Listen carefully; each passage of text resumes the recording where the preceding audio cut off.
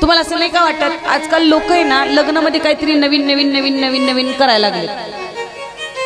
माझं असं सांगणं आहे कथेच्या माध्यमातून,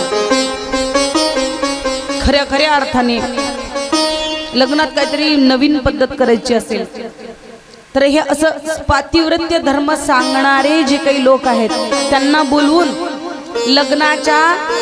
लग्न झाल्याच्या नंतर पाय धुतलं जातं विहीनबाईचे. त्याच्यानंतरच्या विधीमध्ये नवरीला बसून एक 15 मिनिट 20 मिनिट अर्धा तास पातिव्रत्य धर्म समजवण्याचा विधी लग्नामध्ये केला पाहिजे.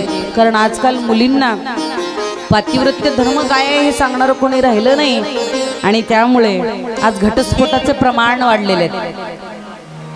आज मुली सुना घरामध्ये ऍडजस्ट करायला तयार नाहीत, सहन करायला तयार नाहीत, काही गोष्टी समजून घ्यायला तयार नाहीत आणि त्यामुळं बऱ्याचदा घरामध्ये विनाकारण जो